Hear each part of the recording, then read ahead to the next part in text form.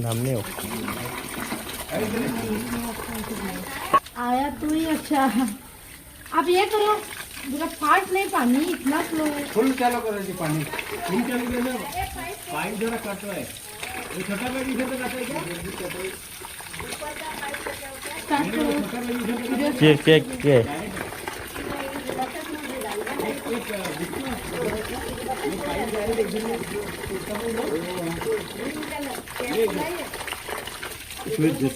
अरे अरे बंद कर दो। आप हिलो मत, सामने से हिलो मत।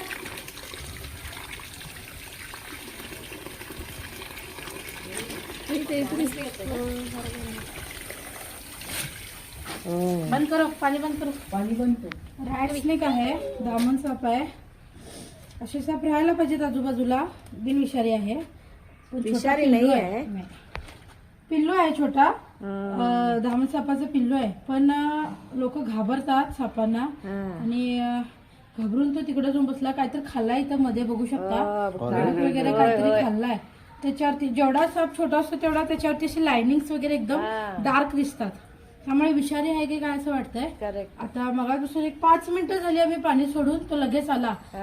जेवढा मोठा साप तेवढा जास्त तो दीर्घकाळ श्वास न घेता राहू शकतोय, त्यामुळे तिथे जागा जास्त नसणार, बिळ मोठं नसणार, त्यामुळे मिळालं नाही तर बिळात साप मिळायचं फार कठीण आहे। करेक्ट।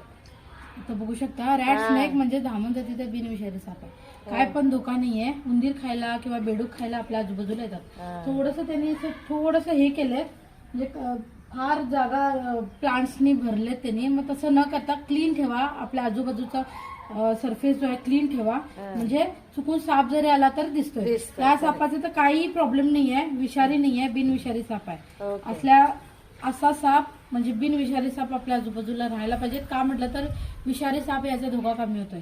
ह्यांनी पकडून न्यालेत पण ह्यांचं खऱ्या अर्थानं नुकसान आहे ते, कारण साप म्हटलं तर भितात, लोकांनी पकडून न्या म्हणतात, पण असे बिनविषारी साप जर रेस्क्यू केले आम्ही तर मग इथले जो उंदीर कव्हर करणार होता हा साप, त्या उंदराला खाण्यासाठी मग विषारी साप याचा धोका वाढतोय।